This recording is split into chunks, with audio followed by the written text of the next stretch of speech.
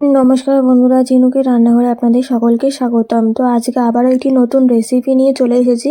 তো যারা এখনও পর্যন্ত চ্যানেলটিকে সাবস্ক্রাইব করেনি তারা চ্যানেলটিকে সাবস্ক্রাইব করে নিন এবং অন্যদেরকেও শেয়ার করে দিয়ে তাদেরকেও নতুন নতুন রেসিপি দেখার সুযোগ করে দিন। তো চলো দেখা যাক আজকে কি নতুন রেসিপি নিয়ে চলে এসেছি।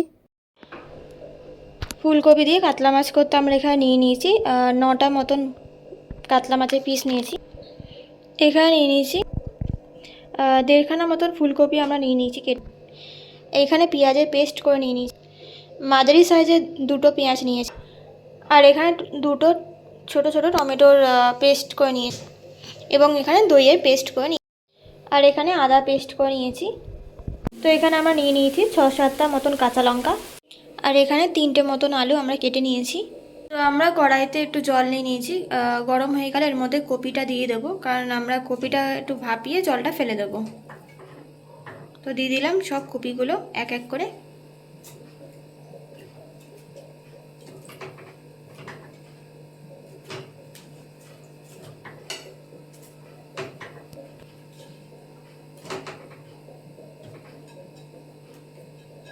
তো দেখুন এখানে আমরা ফুলকপিটাকে ভাপিয়ে মাছগুলোকে আমরা নুন হলুদ দিয়ে মেখে নিয়েছি। কড়াইটা গরম হয়ে গেছে, এর মধ্যে এবার তেল দিয়ে দেবো। আমরা এখানে সাদা তেল ব্যবহার করছি, আপনারা চাইলে সর্ষের তেলও ব্যবহার করতে পারেন। তো তেলটা আমাদের গরম হয়ে গেছে, এরপর এর মধ্যে দিয়ে দেবো মাছগুলো।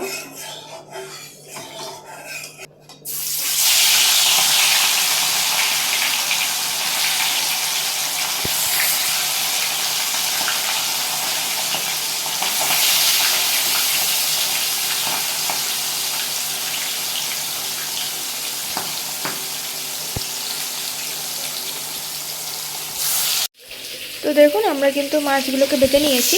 তো এবারে আমরা আলুটা ভেজে নেবো এই তেলের মধ্যে।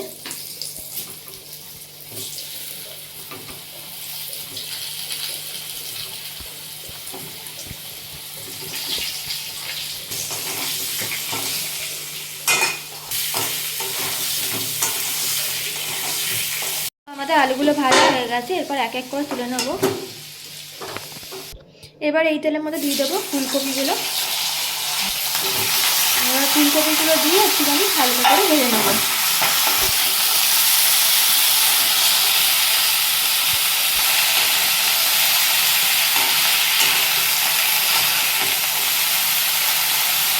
তো দেখুন আমাদের ফুলকপিগুলো ভাজা হয়ে গেছে। আমরা কড়াইটা গরম হয়ে গেছে বা কড়াইতে দিয়ে দিচ্ছি সাদা তেল। তো আমরা এখানে সাদা তেল আবার ব্যবহার করছি, তো আপনারা চাইলে সরষের তেল ব্যবহার করতে পারেন।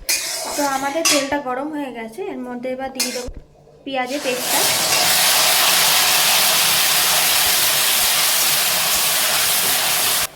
এবার দিয়ে দেবো এতে আদা পেস্টটা 1 চামচ মতন। দিয়ে দেবো সামান্য পরিমাণে কাশ্মীরি লঙ্কার গুঁড়ো। দিয়ে দেবো সামান্য পরিমাণে কাশ্মীরি লঙ্কার গুঁড়ো। দিয়ে দেবো টমেটোর পেস্ট।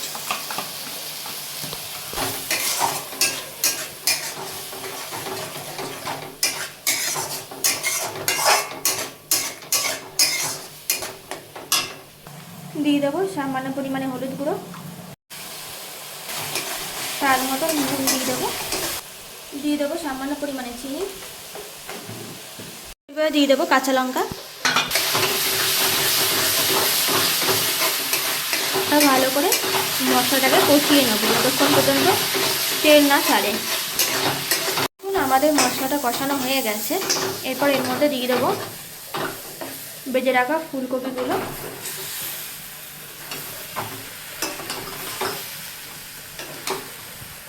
এবার দিয়ে দেবো সামান্য পরিমাণে জল।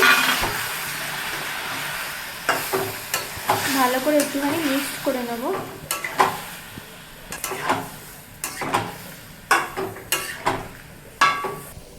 এবার আবারও পরিমাণ মতন জল দিয়ে দেবো, যাতে করে কিনা আলুটা সেদ্ধ হয়ে যায়। এবার চাপা দিয়ে দেবো যাতে করে কিনা ফুলকপি আলুটা সেদ্ধ হয়ে যায়। এবার এর মধ্যে দিয়ে দেবো দইয়ের পেস্টটা।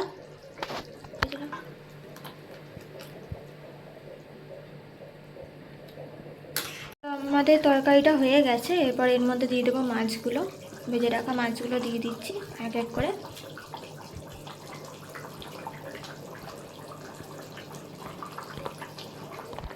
এর মধ্যে এবার দিয়ে দেবো ধনেপাতা কুচি,